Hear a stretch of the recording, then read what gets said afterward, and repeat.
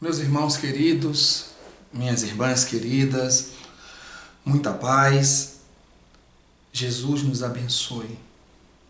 Ilumine essa casa que vocês escolheram colocar o nome da mãe do nosso mestre e a mãe de todos nós na representatividade humana e no carinho e na espiritualidade, porque ela é para nós, sim, o exemplo de amor, de renúncia, de abnegação, de paz, de entrega. Maria, eis aqui a serva do Senhor, que se faça em mim segundo a sua vontade. Se colocar à mercê de Deus. Se colocar submissa à vontade de Deus. E essa é realmente uma posição que a maioria de nós não consegue fazer. Normalmente nós desejamos impor a nossa vontade acima da vontade de Deus. Muitas vezes, quando oramos o Pai Nosso e falamos que seja feita a vossa vontade assim na terra como nos céus, na maioria das vezes, lá no fundo, nós estamos dizendo, mas tomara que a sua vontade seja igual à minha. E muitas vezes, quando a vontade dele é diferente da nossa, nós reclamamos, nós choramos, nós esperneamos e até falamos que ele esqueceu de nós. Mas Maria não. E observem que os grandes, os superiores de todos os tempos, falo agora em nível moral e espiritual, sempre se colocaram à disposição do Pai, à vontade do Pai. Maria disse isso. Eis aqui a serva do Senhor, que se faça em mim segundo a sua vontade. 33 anos depois, Jesus no Getsêmani, ele diz, Pai, se esse cálice pode passar por mim sem que eu dele beba, que seja feita a tua vontade e não a minha. 2 a 3 anos depois daquele momento, na estrada de Damasco, Saulo de Tarso cai do cavalo e do orgulho e da prepotência e da vaidade e diz, Senhor, que queres tu que eu faça? Se colocando à vontade. Cerca de 12 séculos depois, Francisco de Assis diz, Senhor, fazei de mim submissão. Entrega total à confiança do Pai amoroso. Todos eles sabiam que o Pai sabe tudo. Às vezes o que nós achamos que é bom para a gente, com a nossa visão curta, o Pai sabe que não é bom. A gente aí pede e Ele não dá. E muitas vezes nós ficamos questionando, mas por quê? Eu queria tanto isso me parece tão certo, tão justo, tão perfeito, tão bom. Eu peço ao Pai, o Pai não me dá. É porque o Pai vê lá na frente. Pois bem, meus irmãos e minhas irmãs, nós todos somos viajantes do tempo e no espaço. Caminhamos às margens do Eufrates, do Tigre, da Mesopotâmia. Passamos, passamos pela Caldeia. Quem sabe tivemos carregando pedras no Egito. Porque normalmente quando se fala em vidas passadas, as pessoas só pensam que foram faraós, reis, rainhas. Se esquecem que muitas vezes foram escravos. O ser superior e o ser inferior na terra são experiências necessárias da criatura. Então nós passamos talvez no Egito carregando pedras, depois, muito depois, talvez na Palestina, caminhamos na Galileia, na Judéia, na Samaria, na Decápole. Talvez quantas vezes passamos na estrada de Jericó, Roma, a cidade eterna. Quem sabe nós assistimos lutas de gladiadores, ouvimos cristãos sendo devorados pelas feras no Coliseu Romano. Quem sabe estávamos em Pompeia, quando o vulcão Vesúvio entrou em erupção. Quem sabe? Depois viajamos em outros corpos para a Espanha, Portugal, e aportamos aqui em terras brasileiras. E nesse processo de crescimento espiritual, nós ocupamos várias posições. É necessário reencarnar em vários países para experimentar várias culturas e aprendê-las. Em essência, todos nós somos poliglotas, porque passamos por vários países, vivemos em vários países, aprendemos vários idiomas, porque numa existência carnal só, impossível o crescimento. É necessário estarmos experimentando.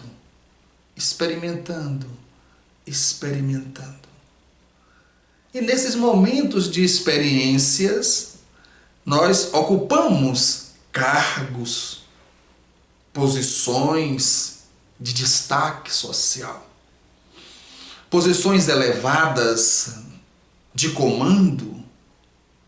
Sobre nossas mãos, muitas vezes, tivemos a direção de nações, de povos, de grandes territórios. Outras vezes, comandamos exércitos, chefiamos grupos de pessoas, mesmo em grupos revolucionários, pequenos, mesmo em grupos que simbolizavam a minoria no sentido de domínio e povos no sentido de submissão a outros povos. Ocupamos posições de destaque. E aí que é a grande questão. Qual deve ser a postura daquele que comanda, que naquele momento está numa posição superior? Pelo nosso nível moral, pelo nosso nível espiritual, e às vezes também pelas crenças que são fortalecidas pelos hábitos sociais e culturais, aquele que possui um destaque, um posto de comando, uma posição superior, muitas vezes acha que assim o é por mérito, porque é um ser superior aos demais, porque Deus viu nele um ser acima da média e deu a ele, por mérito dele, esse cargo, essa posição social. E aí, por estar sempre cercado de pessoas que estão ali para lhe servir, outras que estão ali para lhe obedecer, muitas vezes essas pessoas tomam posturas terríveis, posturas de ditadores, posturas daqueles que oprimem, que ferem, que humilham. Se nós formos dar um passeio na história, nós vamos encontrar reis e rainhas déspotas. Nós vamos encontrar presidentes que se tornaram ditadores cruéis. Vamos encontrar pessoas que tinham a força do comando, mas levados pela vaidade, pela prepotência, pelo orgulho, pisaram, mataram. Tem a história de um ditador chinês, lá na época das dinastias, que ele se achava de tal forma superior a todos e a tudo, que ele conseguiu dominar uma faixa territorial muito extensa. Mas o nível dele de prepotência e de orgulho e de sensação de superioridade em relação aos outros era tão grande que ele queria a imortalidade. A imortalidade que ele já tinha e não sabia. Só que ele queria a imortalidade do corpo. Ele queria viver para sempre na terra. Para sempre ser o senhor daqueles vassalos, daquelas criaturas. E ele começou a buscar essa fonte, essa fórmula para a imortalidade do corpo. E contratou, na época, aqueles mais importantes médicos, pesquisadores daquela época antiga. E o que aconteceu? Ele começou a tomar beberagens, fórmulas. E uma dessas fórmulas era rica em mercúrio. Resultado? Morreu. Como tinha que morrer. Como é natural do corpo físico morrer. Falando em sensação de superioridade, lembramos dos imperadores de Roma, que se intitulavam Deus. Eles estavam tão acima na cabeça deles das outras criaturas que eles se achavam Deus. Eram adorados como Deus. E todos eles morreram. Nós temos exemplos mais recentes. Adolf Hitler, o Führer, que se transforma num ditador da Alemanha, desencadeando a Segunda Guerra Mundial. E Hitler ainda tinha um detalhe muito interessante, que além do comando, além de ser o ditador, ele chegou a essa posição porque ele tinha uma capacidade de sedução na fala e ele tocava e falava aquilo que os alemães queriam ouvir. E ele conseguiu fazer com que milhões do seu povo morressem, se entregassem à guerra por amor a ele. Então nós percebemos que a posição de superioridade na terra, ela é muito perigosa. Muito perigosa. Ter poder e saber lidar com poder é para poucos. Muito poucos. E aí, aquele que possui uma posição superior, material, ele não percebe que isso lhe foi dado para o bem da comunidade. Essa posição lhe serve de prova e, ao mesmo tempo, de oportunidade de crescimento. Porque se ele passa pela prova, ele sobe o degrau. que Deus dá o poder. Deus entrega o poder material na mão dos homens para que esse poder sirva de instrumento de desenvolvimento, instrumento de progresso para aquela sociedade onde o homem está inserido.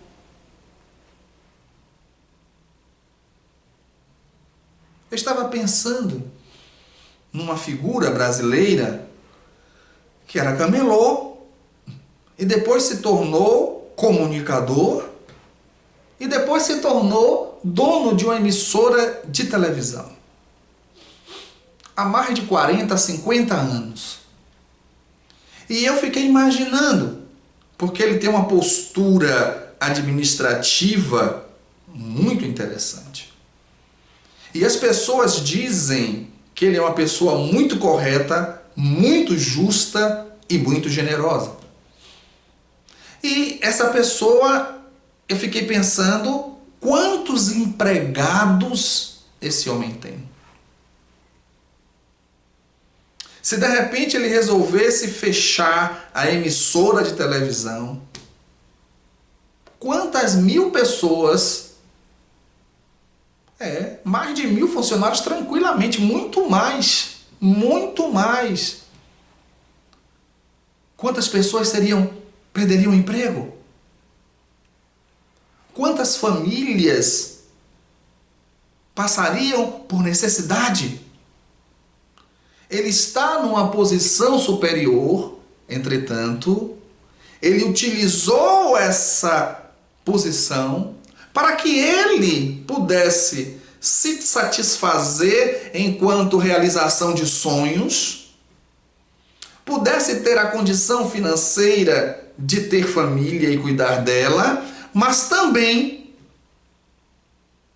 ter pessoas que ele pudesse alavancar, e ele fez isso durante toda a vida, sempre colocando pessoas para aparecer, sempre descobrindo talentos e fazendo pessoas crescerem.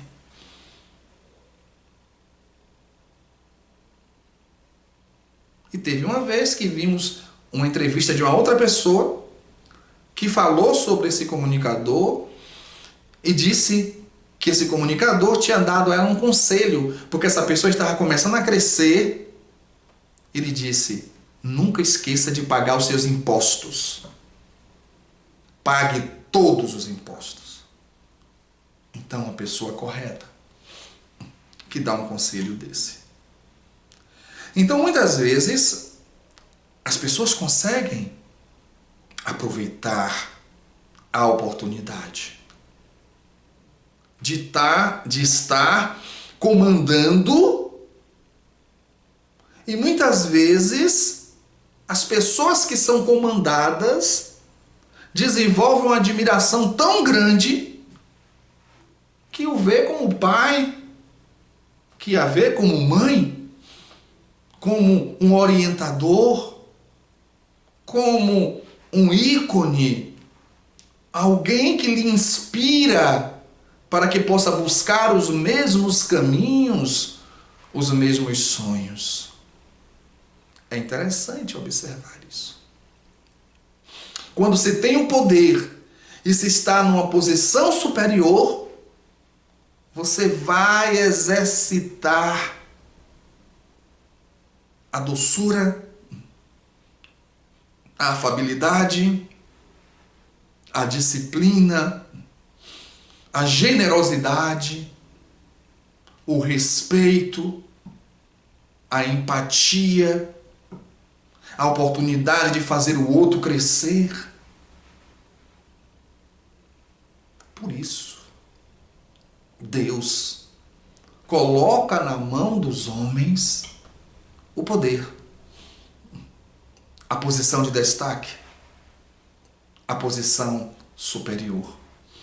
E o interessante é que isso nós falamos de uma forma macro, mas o poder também está nas coisas pequenas.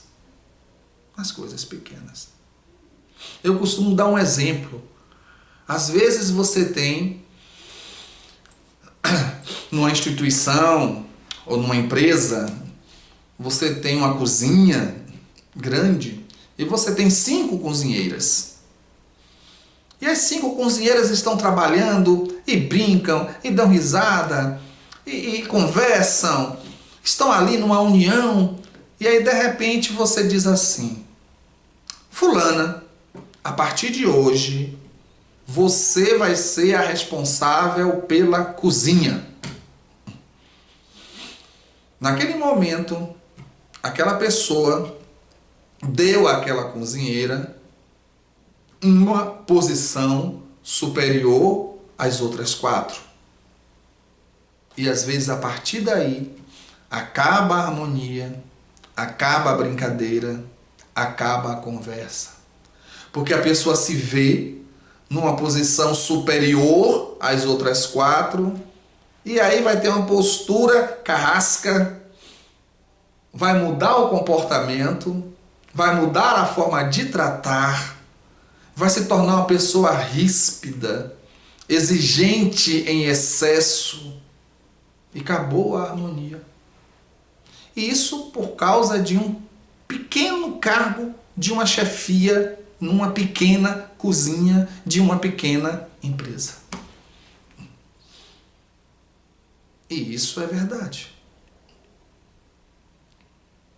Isso acontece no centro espírita. Presidente. Quantas vezes eu já ouvi? Fulano depois que ficou presidente está todo diferente. Diretor de departamentos. Porque a questão não está no cargo em si. Está na pessoa que recebe o cargo. Porque tem pessoas que recebem cargo de alto escalão e continuam a mesma. E tem pessoas que recebem o cargo de síndico de um prédio de 3 andares, virou rei. Ainda é a nossa condição. Ainda é a nossa condição. Mas vamos ver o outro lado, porque é interessante ver os 2 lados. Porque muitas vezes aquele que numa existência esteve no ápice da pirâmide, na existência posterior, vem na base. Aquele que veio com poderes quase que ilimitados, renasce numa dependência profunda. Porque se há os superiores, há os inferiores. E nesse processo é também um processo de aprendizado. Porque às vezes a gente vê aquele que é superior e a gente consegue enxergar as quedas dele e acha que aqueles que estão em parte mais inferior não têm nem responsabilidades e que são coitadinhos e que não têm deveres e que são bons. Porque a pobreza não é assim. Não é assim. Às vezes você vê atitudes de egoísmo, de vaidade e de prepotência em pessoas que estão na base da pirâmide. Eu lembro, meus queridos, que em determinado momento de nossa vida, nós fazíamos um trabalho de distribuição de alimentos nas ruas. Como ainda fazemos de vez em quando e muitas pessoas continuam a fazer. E aí eu cheguei ali no arco do Aquidauã, naquela parte de cima do viaduto, no cantinho, em frente ao fundo da antiga Escola Baiana de Medicina e Saúde Pública, daquele muro, tinha uma senhora sentada, ela dormia ali, ela morava ali. E ela estava sentada, e eu cheguei, me aproximei e perguntei a ela: a senhora quer um pouco de café? Ela olhou para mim e fez: tá com leite? Porque eu só gosto de café com leite. Eu disse: está com leite. A senhora quer pão? Tem manteiga? Porque pão sem manteiga eu não como. Eu disse: tem manteiga. Aí eu peguei o copo com café, peguei o pão, fui entregar na mão dela. Quem disse? Ela apontou e fez: bote aí. Com uma autoridade, com uma, sabe, uma empáfia, coloque aí. Aí eu fui lá e coloquei. Aí eu pensei: aqui tem coisa. Aí eu sentei junto dela. Posso sentar? A rua é pública. Aí eu sentei. E aí começamos a conversar. Em determinado momento ela soltou uma pérola. Ela fez assim: você está vendo aquelas pessoas que estão ali embaixo do viaduto? E mostrou pessoas como ela, em situação de rua. Eu disse: estou vendo. Sabe por que eles estão ali? Eu disse: não. Eram todos ricos. Eram todos poderosos. E aí voltaram assim. Eu disse: e a senhora? Ela fez: eu era professora. E não falou mais nada. Aprendizado. Então não é porque a pessoa se encontra numa posição social inferior que ela é vítima e que ela é boa. São experiências necessárias. Experiências necessárias. Evidentemente, para essas pessoas, essa situação é expiatória. Para nós, é a oportunidade de servir, de amar, de tentar passar a palavra. Pois bem, aqueles que se encontram numa posição social, numa posição hierárquica inferior, também têm as suas provas. Não se revoltar. Não se tornar uma pessoa indolente. Buscar crescer sem agredir. Vigiar-se em relação à inveja. Porque muitas vezes essa sensação de inveja, ela pode gerar duas coisas. Ou você tem inveja e vai buscar atingir o objeto da sua inveja, aquele nível, ou você tem inveja e vai tentar derrubar o outro para que ele fique no nível que você se encontra. É coisa a se pensar. Então, hierarquicamente numa empresa, se nós estamos numa posição inferior, nós temos que cumprir o nosso dever. E aí lembramos de Chico Xavier, que certa feita ele estava murmurando sozinho. Chico gostava de fazer isso, ele não reclamava com ninguém. Ele ficava murmurando sozinho. E aí Emmanuel apareceu e perguntou: qual é o problema, Chico? Ele fez: não, eu estava aqui pensando, Emmanuel, eu também tenho meus direitos. Aí Emmanuel disse: você tem sim. E ele se assustou: tenho? Tem. Você tem um direito. Qual é, Emmanuel, meu direito? Cumprir o seu dever. Esse é o direito que você tem. Cumprir o seu dever. Então, naquele momento que nós estamos naquela situação hierárquica mais inferior, e existem pessoas que estão numa posição hierárquica mais superior, nós temos o dever de cumprir a nossa tarefa e de obedecermos àqueles que nos são superiores. E se eles são agressivos, orgulhosos, prepotentes e tentam nos pisar, isso não justifica que a gente retribua da forma que seja possível retribuir na mesma moeda. É aprendizado, é crescimento. Quem sabe no passado nós fizemos o mesmo e agora estamos voltando para aprender como se deve tratar, não é? Lembro de uma história que Raul Teixeira conta em um dos seus vídeos, que ele foi dar uma palestra em determinada cidade, e aí na hora do almoço, ao sair, ele viu uma mulher mexendo no lixo, revolvendo o lixo para buscar comida.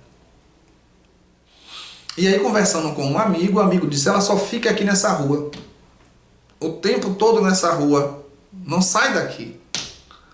Aí aquilo ficou. Depois Raul foi almoçar e ficou pensando, né? Ele almoçando ali, tanta comida e aquela mulher daquele jeito ali.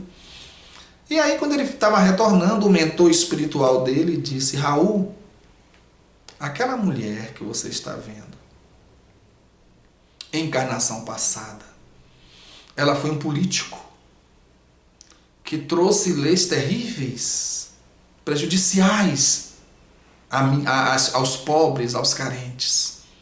E ela reencarnou nessa situação. Sabe por que ela fica direto ali, naquela rua? Ele fez não. Ela disse: olhe o nome da rua. E aí quando o Raul veio e olhou o nome da rua, era o nome de um político. E aí o mentor disse: pois é. Ela foi atraída pelo próprio nome na encarnação passada. Ela era aquele político naquela situação. Então, meus irmãos, nós temos que atentar tanto o poder como a total ausência dele e a submissão a outros poderosos são testes. Tanto a posição superior como a posição inferior são testes. E nós temos que estar bem atentos aos testes que a vida nos proporciona. Por isso, a maravilha que é a reencarnação. Meus irmãos, a reencarnação é um processo de educação e reeducação. Porque Deus é Deus. É perfeito. E Ele nos dá essa oportunidade de viver experiências. Hoje eu sou ministro da Agricultura. Na próxima encarnação eu reencarno agricultor. Eu vou estar lá plantando. Eu era ministro. Agora eu estou plantando diretamente no solo.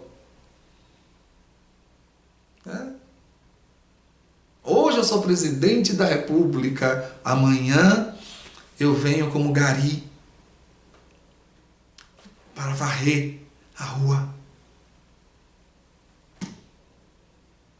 Hoje eu sou um cirurgião vaidoso, prepotente, um cirurgião altamente pedante. Amanhã eu venho como açougueiro, exímio açougueiro, a descarnar um boi numa maior facilidade. É assim. É nessa experiência constante que nós vamos crescendo e evoluindo. Nós falamos até agora em relação à matéria, mas o Pai é maravilhoso. Em relação ao espírito, não é dessa forma. Os superiores são bons, sempre bons. No mundo espiritual, os espíritos superiores são sempre bons. E um dia, nós que somos inferiores, Chegaremos lá. Um dia também nós seremos espíritos superiores e seremos bons. Então, meus irmãos, um exercício para vocês. Porque onde quer que estejamos, nós teremos superiores, inferiores e iguais no mesmo nível. Como eu estou me comportando em relação àqueles que são superiores a mim? Qual a minha postura de ação e de pensamento em relação a eles? Qual a minha postura de sentimento em relação a eles? Como eu me comporto em relação àqueles que são inferiores a mim? Inferiores que eu digo no sentido material, social, hierárquico. Como eu me comporto? O que penso em relação a eles? Quais as minhas ações em relação a eles? Quais os meus sentimentos em relação a eles? Vamos exercitar isso? Porque onde quer que nós estejamos, provavelmente estaremos em posição superior, igual ou inferior. Analisemos para que possamos melhorar sempre, porque nós estamos aqui para isso. Estamos aqui para melhorar. Estamos aqui para crescer. Estamos aqui para evoluir. Que Jesus nos abençoe. Que Jesus nos ilumine. Que Jesus derrame sobre nós muita paz e muita luz. Até a próxima. Com fé em Deus. Muita paz.